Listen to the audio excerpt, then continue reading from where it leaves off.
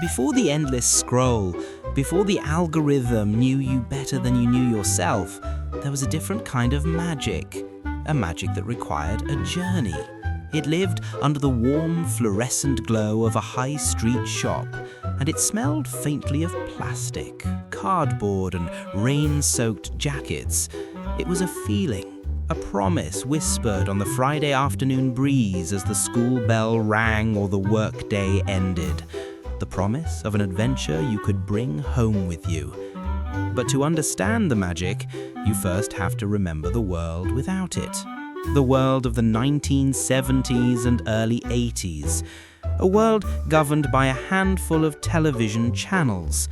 BBC One, BBC Two, ITV, and later Channel 4. Our entertainment was rationed, served up to us on a strict schedule. We were grateful recipients, not active choosers. The family would gather, circled around the warm glow of the television set like a hearth. We'd watch the Morecambe and Wise Christmas special, a national event that brought the country to a standstill. We'd wait with bated breath for the James Bond film to finally make its television premiere on ITV 2 or 3 years after it had been in cinemas. These weren't just programs, they were events, precisely because they were fleeting. If the phone rang, you'd hiss for silence. If you had to leave the room, you'd miss a crucial moment, lost to the ether forever. There was no pause, no rewind, no second chances. The flow of time was absolute. Then, slowly at first, a new machine began to appear in our homes. It was a titan of technology, often the size of a small suitcase, with chunky, satisfying piano key buttons that clunked with mechanical certainty. The video cassette recorder, the VCR. It was an object of wonder, and it cost a small fortune, often more than a month's wages. Its arrival marked a seismic shift in our relationship with entertainment. Its first promise was the power to conquer time itself. The ability to time shift, to record a program while you were out and watch it later, was a revelation. Families meticulously planned their recordings, stocking up on blank tapes, E180s, E240s, and labeling them with careful handwriting. These tapes became a personal archive of treasures. The final episode of Fawlty Towers, that classic FA Cup final, the Christmas episode of Only Fools and Horses. We were no longer just viewers, we were curators. But it was the VCR's second promise that truly blew the doors open, the promise of the pre-recorded tape. The promise that you could watch a film, a real Hollywood film, in your own home, on your own television, whenever you wanted. This simple idea created the need for a new kind of establishment, a new cathedral of dreams for every town and village. The video rental shop was about to be born. Before the blue and yellow giant conquered the high street, the revolution was a local affair. The first video shops were humble establishments, often born as a side project in the back of a newsagent's or an electronics store. They were run not by corporations, but by enthusiasts. The signs were hand-painted, the shelves were often mismatched wood, and the organization could be creative. But inside was a universe of wonder. For the first time, the entire history of cinema was becoming available right there in your town. The shelves were packed with large, chunky clamshell cases, their cover art a lurid tapestry of explosive action, terrifying monsters, and dramatic embraces. This was the era of the video nasty, where a film's cover alone could become the stuff of playground legend, whispered about with a mix of fear and excitement. These shops had a distinct personality. The owner was the gatekeeper, the curator. He'd greet you by name, offer a gruff recommendation. "Ah, you like Die Hard? You've got to see this one then." And he'd always know if you'd remembered to rewind your last rental. It felt like a secret club, a haven for film lovers, a place of pure discovery. You didn't go in with a plan, you went in to browse, to let a mysterious cover or a compelling title catch your eye. It was an analog algorithm, guided by chance and curiosity. And then, the invasion began. It wasn't loud or violent, but it was decisive. An American giant, Blockbuster Video, arrived with a clear vision and a powerful brand. Seeing a Blockbuster for the first time was like seeing the future. The torn ticket logo, glowing in bold blue and yellow, was a beacon of modern entertainment. Stepping through the automatic doors, you were hit by the sheer contrast. It was bright, it was clean, it was organized. The air was climate-controlled and a corporate radio station played chart hits. Gone were the dusty corners and chaotic shelves. In their place were pristine aisles, perfectly categorized. Comedy, drama, sci-fi, horror, and the legendary new releases wall. It was a monument to popular cinema. Dozens of copies of the latest Hollywood blockbuster, a silent promise that your Friday night would not be ruined by disappointment. Blockbuster didn't just feel different, it was different.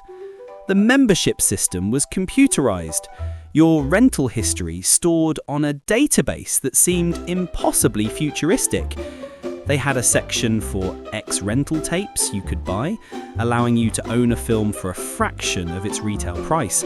And crucially, they embraced video games, adding a whole new dimension to the weekend's entertainment options. They standardized the experience, ensuring that a Blockbuster in Bristol felt exactly the same as one in Birmingham. It was reliable, professional, and it became an unstoppable force. With Blockbuster's rise, the Friday night ritual was truly cemented into the bedrock of British culture. The week's end was marked by a palpable sense of anticipation. The only question that mattered was, what are we getting from Blockbuster? The journey itself was part of the experience. The whole family piling into the Ford Sierra or the Vauxhall Cavalier. Inside the store, the delicate art of family negotiation would begin. The kids would make a beeline for the Disney and animation section, their hands grabbing for the oversized plastic cases of The Lion King or Aladdin. The teenager, trying to look cool and disinterested, would loiter near the horror section, hoping to be allowed to rent something with an 18 certificate. Dad would be in the action aisle, weighing up the merits of Schwarzenegger versus Stallone, and Mum would be trying to find a compelling drama that everyone could agree on. It was a battle of wills, a flurry of proposals and vetoes played out under the fluorescent lights. More often than not, it ended in a compromise. One film for the parents and one for the kids. With the precious cargo secured, you'd head to the counter. The staff, clad in their blue and yellow uniforms, would greet you with a practiced friendliness. The buzz of the barcode scanner, the satisfying thud of the chunky VHS cases on the counter. These were the sounds of a successful mission. Any sweets or popcorn with that? They'd ask, gesturing to the tempting displays of snacks. Of course, the movie night wasn't complete without them. Driving home with a branded plastic bag on the seat containing the weekend's entertainment was a feeling of pure triumph. You had done it. You had navigated the choices, won the negotiation, and returned with the prize. And as you'd slide the cassette from its case later that evening, your eyes would catch that iconic sticker, the unspoken rule of this entire community, a simple, polite request that now feels like a message from another civilization.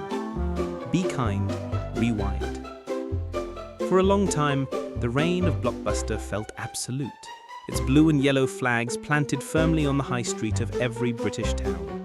It was more than a shop, it was an institution, a seemingly permanent part of our cultural landscape. But even the mightiest empires carry the seeds of their own destruction. And Blockbuster's seed was a simple yet deeply infuriating concept, the late fee. It was the dark side of the rental dream, the monster hiding under the bed. It began as a mild Sunday evening anxiety, a nagging thought, did we take the films back? This would spark a frantic search under sofa cushions and behind the television set. Then came the debate, the finger-pointing. I thought you were going to do it. The walk of shame back to the counter was a universally understood experience. You placed the video on the counter, trying to look casual, praying the staff member wouldn't notice. But the computer always knew. The cheerful beep of the scanner would be followed by a moment of silence, and then the dreaded words, "That'll be a £4 late fee on that one." It felt less like a transaction and more like a punishment. From a business perspective, it was brilliant. Late fees were a massive, reliable stream of revenue, punishing the forgetfulness of millions. But from a customer's perspective, it felt like being taken advantage of. It chipped away at the magic, replacing the joy of the Friday night hunt with the fear of the Sunday morning penalty. It was a symptom of corporate arrogance. Blockbuster was the only real game in town, and they knew it. They believed their customers had nowhere else to go. For a while, they were right. But change was coming, and it arrived in a small, slim, shiny package. It was called the Digital Versatile Disc, or DVD. At first, it seemed like a miracle. Compared to the chunky, mechanical VHS tape, the DVD was a marvel of futuristic elegance. The picture was crisp, the sound was clear. You could leap between chapters with the press of a button, and blessedly, there was no need to rewind. Best of all were the extras, deleted scenes, director's commentaries, making-of documentaries. It offered a window into the world of filmmaking that VHS never could. Blockbuster adapted, as any smart giant would. The stores were reorganized with ever-expanding sections dedicated to the new format. For a few years, the two technologies coexisted on the shelves, the old world and the new living side by side. But the DVD had a secret weapon. It was small, light, and durable. It was, in short, perfect for posting. And so a new challenger emerged, one that didn't need a single physical store. In the UK, services like LoveFilm took the model pioneered by a small American company called Netflix and perfected it for a British audience. The concept was revolutionary. You'd browse a seemingly infinite library online and add films to your list. A day or two later, a little red envelope would drop through your letterbox courtesy of the Royal Mail. And here was the killer blow, the feature that attacked Blockbuster at its weakest point. You could keep the disc for as long as you wanted. There were no late fees, ever. The anxiety was gone. It was convenient, modern, and it made the weekly trip to a physical store start to feel like a chore. The giant was wounded, but it still had a chance to save itself, a chance to own the future instead of being consumed by it. In the year 2000, Netflix, still a minor player in the US, was struggling. Its founders, Reed Hastings and Mark Randolph, flew to Dallas to meet with the Blockbuster CEO, John Antioco. They made an audacious proposal. Blockbuster would buy Netflix for $50 million. Netflix would become Blockbuster.com, running their online operations. It was a golden opportunity, a bridge connecting Blockbuster's immense physical presence with the burgeoning digital world. The Blockbuster executives, sitting at the head of a multi-billion-dollar empire, reportedly struggled not to laugh. They saw a tiny, loss-making company begging for a lifeline. They couldn't see the paradigm shift that was about to happen. They saw the envelope, but they couldn't see the future contained within it. They politely, and perhaps arrogantly, declined the offer. They sent the future away. It was a single decision made in a single boardroom on a single day that sealed their fate forever. The final curtain was about to fall. The final blow didn't come in a red envelope. It came through a wire, a silent, invisible force that seeped into homes across Britain, high-speed broadband internet access. For years, the internet had been a novelty, a slow dial-up curiosity, but now it was becoming a utility, as essential as water or electricity. And with speed came the ultimate convenience, the thing that not even mail order services could offer: immediacy. Streaming had arrived. Netflix, the company that Blockbuster had once dismissed, was now leading the charge. The first time you used it felt like science fiction. You clicked a title on a screen and a film simply started instantly.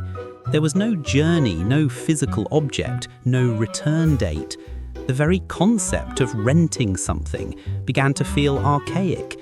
Why travel to a library of a few thousand films when a seemingly infinite one was available from your sofa right now for one low monthly price? Against this tidal wave of digital convenience, the physical video shop stood no chance. The decline was slow at first, then tragically fast. The closing down sale posters began to appear in the familiar blue and yellow windows, a jarring sight on the British High Street. We walked past them, perhaps with a brief pang of sadness, but we didn't go in anymore. We were at home, streaming. To step inside a Blockbuster in its final days was to witness a funeral. The bright lights seemed to hum a sadder tune. The once packed new releases wall was now a wasteland of empty spaces. The remaining shelves were a jumble of unpopular films and ex-rental copies being sold for £1 or £2. The magic was gone, replaced by an air of quiet desperation. The staff, once the cheerful gatekeepers of our weekend entertainment, now presided over the slow dismantling of their own kingdom. News headlines told the inevitable story: Blockbuster files for bankruptcy. One by one, the stores locked their doors for the very last time, the iconic torn ticket sign going dark forever. An institution that had defined the social lives of a generation had vanished in the blink of an eye. And so we are left with the question. We gained a universe of content at our fingertips, an almost unimaginable level of choice and convenience. But what did we lose in the bargain? We lost the joy of discovery. We now live inside the algorithm's bubble, guided gently towards things we will probably like because they are similar to things we have already seen. We lost the serendipity of the browse, the act of picking up a strange-looking film on a whim, taking a chance on the unknown simply because the cover art captured your imagination. We lost the tangible, the satisfying weight of a VHS case in your hand, the ritual of reading the blurb on the back, of studying the actors' faces. We traded a physical library for an ephemeral menu of digital thumbnails, an object for a hyperlink. But most of all, we lost a shared experience. The video shop was a third place, a physical space outside of home and work where communities informally gathered. The family negotiation in the aisle, the brief chat with the person behind the counter, the simple act of being out in your neighborhood on a Friday night, surrounded by others doing the exact same thing, these were small, vital threads in our social fabric. We gained a world of convenience, but we traded it for a world of solitude. We swapped a community ritual for a personal subscription. Today, a family might gather on the sofa, but each member is often lost in their own screen, their own algorithm, their own private stream of content. The choice is now infinite, but the experience is finite. It ends with the scroll. There's no journey home, no treasured object in a plastic bag, no gentle reminder of a shared social contract. There is only the content flowing endlessly, and the quiet memory of a time when the greatest show on earth began with a trip down the road and a simple, hopeful request from a kinder, more patient world. Be kind. Rewind. Wow. What a journey back in time. Thank you so much for joining me for that. You know, the story I've just told is only half of it. The real, complete story of the video shop lives on in our collective memories. In your memories, and I would absolutely love to hear them. So please head down to the comment section and tell me, what was your local video shop called? Was it a massive Blockbuster, a rival chain like Ritz, or a small, beloved independent shop that only you and your neighbours knew about? And what was that one film, the one with the worn-out cover that your family seemed to rent over and over again? I genuinely read every single comment, and I can't wait to share in your memories. If you enjoyed this trip into the past and want to make sure you don't miss our next journey, please consider giving this video a like and subscribing to the Nostalgia Brit.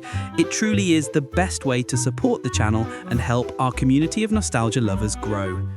Thanks again for watching, and until the next memory, take care.